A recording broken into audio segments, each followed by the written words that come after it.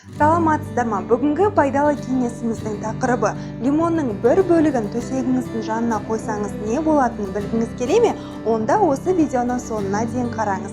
Пайдалы кеңес өзінің айдаршасын тапсын десеңіздер, біздің каналға тіркелуді, лайк басуды және де өз пікірлеріңізді қалдыруды ұмытпаңыздар. Сіздермен бірге мен Қасен Айдана. Құрамында С витамині болғандықтан лимонның адамға пайдасы зор екенін бәрі біледі.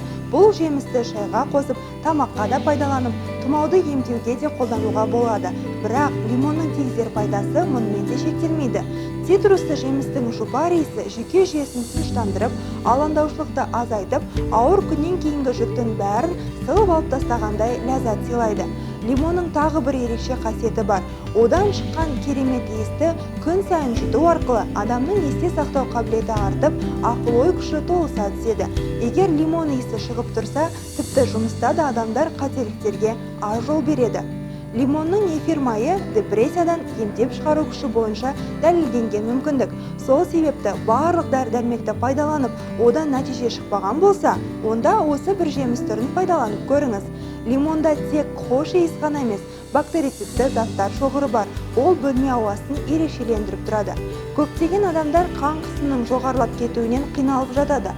Лимон бұл жағдайда да көмекке келеді. Оның иісі қан қысымын түсіруге қабілетті. Сонымен қатар құмырсқа, шаян, маса секілді құрт құмырсқалар да лимон иісі шығып тұрған үйде қалмайды. Осылайша сіз химиялық тазалау дәрілеріне ақша кетірмейсіз. Осымен біздің лимон туралы кішкене ақпаратымыз аяқталды. Егер сіздердің еңбектеріңізге жараса, біз өте қуаныштымыз. Біздің каналға тіркелуді, лайк басуды, пікір қалдырып достарыңызбен бөлісуді ұмытпаңыздар. Ауырып ем іздегенше ауырмайтын жол іздеңіздер. Көріскенше сау болыңыздар.